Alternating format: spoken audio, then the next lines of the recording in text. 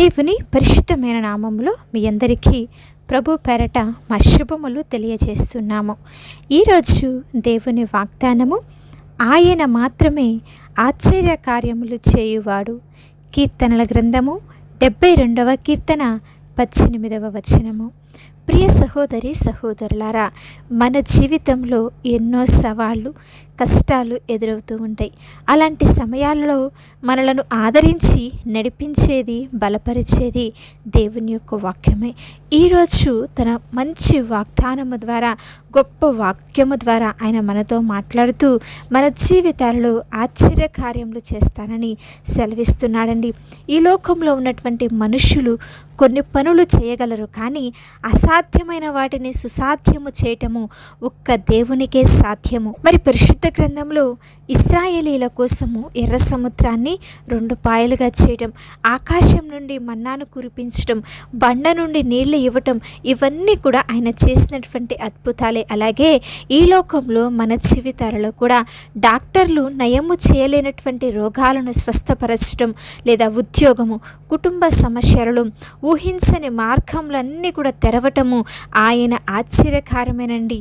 ఎవరైతే ఆయన్ని ఆశ్రయముగా చేసుకుంటారో, మరి మనలను సృజించిన దేవుడు పేరు పెట్టి పిలిచినవాడు కనుక ఆయన మన పక్షముగా ఉండి మనతో ఉండి నడిపించే దేవుడు.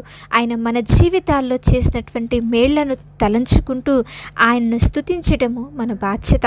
కష్టం వచ్చినా, నష్టం వచ్చినా, ఎలాంటి పరిస్థితి ఎదురైనా ఆ దేవాది దేవునికి మనము స్తోత్రము చెల్లించాలి. ఎందుకో తెలుసా? ఆయన మన జీవితంలో చేయబోయే తదుపరి కార్యమునకు స్తుతి అనేది ఒక తాళము చెవి లాంటిదండి. కనుక మీ జీవితంలో ఈరోజు ఏదైనా సమస్య మిమ్మల్ని వేధిస్తుందా, లేదా మనుషుల సహాయం దొరకటం లేదని చెప్పి బాధపడుతూ, బెంగపడుతూ, దిగులు పడుతున్నావా?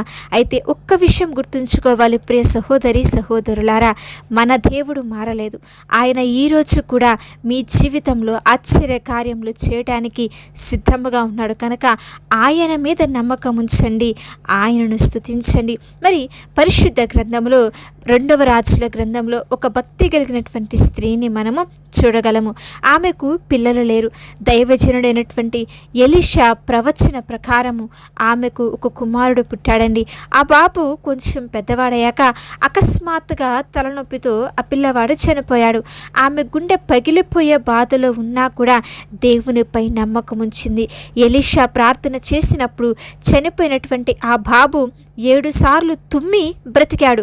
మనుషులకు అసాధ్యమైన చావును గెలిపించి దేవుడు అక్కడ ఆశ్చర్య కార్యము, అద్భుతమైనటువంటి క్రియను చేశాడండి. అలాగే ఈనాడు మన చుట్టూ ఉన్నటువంటి అనేకమైనటువంటి కుటుంబాలలో ఇలాంటి సాక్ష్యాలు కనిపిస్తూనే ఉంటాయి. అలాగే సంఘములో మరి ఒక వ్యక్తికి క్యాన్సర్ అండి. అది కూడా చాలా చివరి దశ, లాస్ట్ స్టేజ్ అని చెప్పి డాక్టర్లు చెప్పారు. ఇంకా కొన్ని రోజులు మాత్రమే బ్రతుకుతారు అని చెప్పి ఆ డాక్టర్లు కూడా చేతులు ఎత్తేసినటువంటి పరిస్థితి. ఆ కుటుంబ మనుషులు ఏం చేశారో తెలుసా? మనుషుల సహాయం కోసం ఎదురు చూడకుండా మోకరించి మందిరములో ఉపవాసం ఉండి కన్నీటితో దేవాతి దేవునికి ప్రార్థన చేశారండి. మీరు నిజముగా దేవుడు ఎంత గొప్ప కార్యము చేశాడంటే, కొన్ని నెలల తర్వాత టెస్ట్ చేస్తే ఏ డాక్టర్లు అయితే ఇక కొన్ని రోజులు మాత్రమే ఈ వ్యక్తి బ్రతకడు అని చెప్పి చేతులు ఎత్తేశారో, ఆ డాక్టర్లే ఆశ్చర్యపోయేలా, వాళ్ళే మరి చూసి నిజంగా ఇది జరిగిందా అని చెప్పి ఆశ్చర్యపడేలాగా ఆ బాడీలో ఉన్నటువంటి ప్రతి విధమైన క్యాన్సర్ కణాలన్నీ కూడా పూర్తిగా మాయమైపోయాయి. ఇది సైన్స్కి అందదు. దేవుని యొక్క ఆశ్చర్యమైనటువంటి కార్యములు అంత అద్భుతముగా ఉంటాయి. మన దేవుడు కేవలము బైబిల్ ఉన్నటువంటి కాలంలోనే కాదండి, ఈరోజు మన జీవితాలలో కూడా ఇలాంటి ఆశ్చర్యమైన కార్యములు చేయగలడు. ఆయన చేయటానికి సిద్ధముగా ఉన్నాడు. నాడు చనిపోయినటువంటి బాలుడిని బ్రతికించిన దేవుడే నేడు మరి మన ఆశలను, వ్యాపారాలను, ఆరోగ్యములను అన్నిటినీ కూడా మరి ఆయన ఆశ్చర్యకరంగా మార్చి నడిపించగలడు, స్థిరపరచగలడు.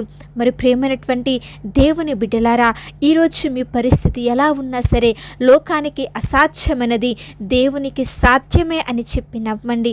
ఆయన మాత్రమే ఆశ్చర్య కార్యములు చేయగలవాడు. సమస్యల వైపు చూసి భయపడటం ఆపివేసి మనలను సృష్టించిన దేవుని వైపు చూద్దాం. మన నోటి నిండా స్తుతిని ఉంచుకొని ఆయన్ని గనపడదాం. ఎందుకంటే మనము ఎంతగా దేవుణ్ణి స్తుతిస్తామో అంతగా ఆయన మన జీవితాలలో అద్భుతములను జరిగిస్తాడు. మరి అలనాడు ఇశ్రాయేలుల పక్షంగా నిలిచిన దేవుడే ఈరోజు మీ పక్షంగా ఉన్నాడు, నీ కుటుంబ పక్షంగా ఉన్నాడు, నీతో ఉన్నాడు అన్నటువంటి సంగతిని మర్చిపోకూడదు. నీ కన్నీటి ప్రార్థనకు ఆయన త్వరలోనే ఒక గొప్ప బహుమానంను నువ్వు ఊహించినటువంటి రీతిలో గొప్ప ఆశ్చర్యమైనటువంటి కార్యముతో నీ జీవితంలో ఆయన జవాబును ఇవ్వబోతున్నాడు. కనుక ఈ యొక్క వాక్యమును చేత పట్టుకొని ఆశ్చర్యకార్యములు చేయగలిగేది నీవే, నా దేవుడవు నీవే అని చెప్పి కష్టం వచ్చినా, నష్టం వచ్చినా, వ్యాధి వచ్చినా దేవుని యందు స్థిరమైన విశ్వాసమును కలిగి, నమ్మికను కలిగి ఆయన చేయబోయే అద్భుతమైనటువంటి క్రియల కొరకు ఆశతో అందరము కూడా కనిపెడదామా? మరి మీరు కనుక నమ్మినట్లయితే మాతో పాటు కలిసి ప్రార్థనలో ఏకీభవించండి. పరిశుద్ధుడా, దయగలిగిన మా తండ్రి, ప్రేమపూర్ణుడా, సర్వశక్తి కలిగిన దేవా, ఉన్నతుడా, ఆశ్చర్యమైనటువంటి క్రియలు అద్భుతములు చేయగలిగిన వాడా, పరిశుద్ధమైన మీ నామమునకై స్తోత్రములు మహారాజా.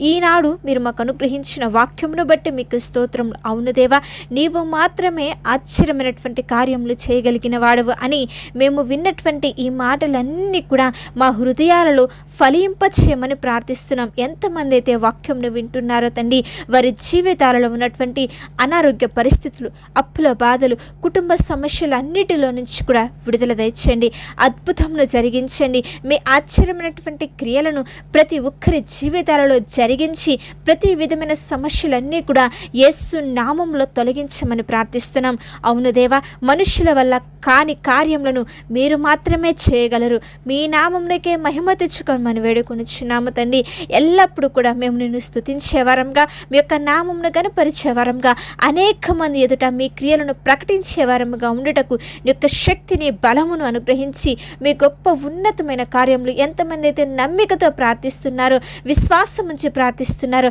వారందరి ఎడల మీ అద్భుతమైనటువంటి క్రియలను జరిగించి మేలులతో నింపి కృప కలుగ చేసి సంతోషమును దయచేసి సమాధానం అనుగ్రహించి నీ యొక్క బలమును దయచేయమని యేసు పరిశుద్ధ నామములో ప్రార్థిస్తున్నాము తండ్రి.